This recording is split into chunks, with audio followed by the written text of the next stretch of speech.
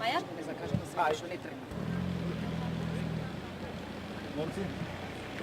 Повеле. Добро, ви благодарам. Сакам да соопштам и да изјавам дека утро се случи еден непријатен инцидент, физичко и вербално насилство врз медицински персонал, работен на клиниката за анестезија, реанимација и интензивно лекување. Во исто време сакам да испратам една силна порака дека го осудувам секој вид на насилство на здравствените работници. Тоа не е начин на комуникација, ниту начин на решавање на проблемите, посебно не со медицински персонал кој што денонокно се бори за животите на најтешките пациенти. Ја разбирам болката на семејството, меѓутоа ова не е начин на кој што било каков проблем може да се реши.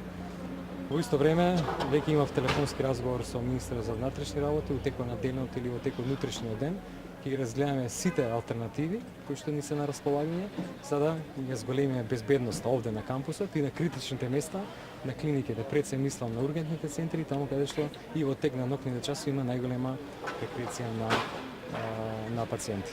Благодарам. Значи полицајци ви дежурале пред барио и пред или ќе се забрани воопшто веќе да бидат Навистина е невозможно да се забрани посетата. Сепак има семејства кои што и сакаат, но и треба да ги видат своите најблиски кои што тука лежат. Сметам дека е најсоодветно тоа да бидат припадници на Министерството за внатрешни работи и во таа насока ќе биде дискусијата. Кога би било тоа? Состанок ќе имаме или денеска или во текот на утрешниот ден. Не пред инциденти со пирокот Огнилович, работа некако пресна тоа како остана исто ниво безбедност. Тогаш се превзема некои мерки, меѓутоа тоа не беше во насока на надградување на човечкиот капацитет кој што работи во тоа поле. Токму во таа насока сметам дека треба да се направи нешто и дека само тоа може да има некаков ефект.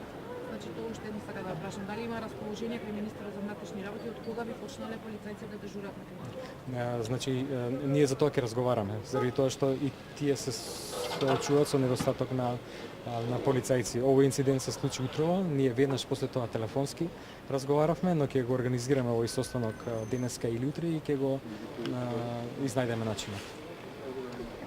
Што се случи? Вака видите, ќе ме извините, малку сум вознемирена и емотивна. Се работи за сестра која што работела во прва смена и која во суштина доаѓала на работа и која претходно го водела пациентот во неделите претходни.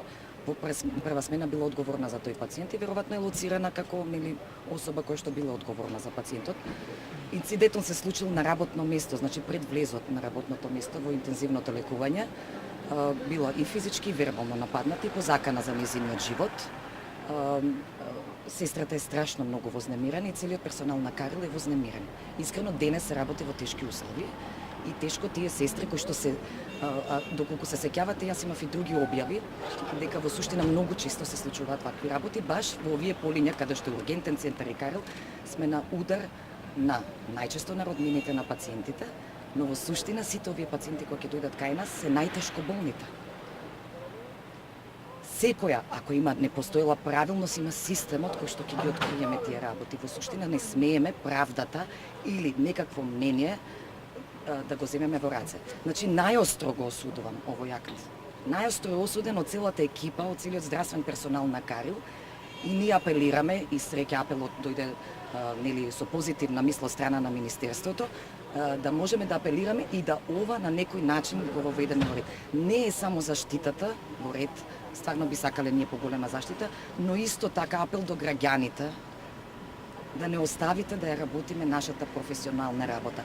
Никој не може добро да работи кога има ваков мобинг. Ниту пак закани по живот или по фамилија. Значи не се тешки телесни повреди, но психичката состојба, значи сестрата сега ќе оди на болување на психијатриска проценка, за да можеме да им помогнеме колку што можеме во овој процес да се соочи со ваквата ситуација. Таа била буквално изненадена од нападот. Значи зошто и од кого дошло? Од фамилија на пациент кој што почина. Сабајлево на предутенска смена, тоа е некаде 7.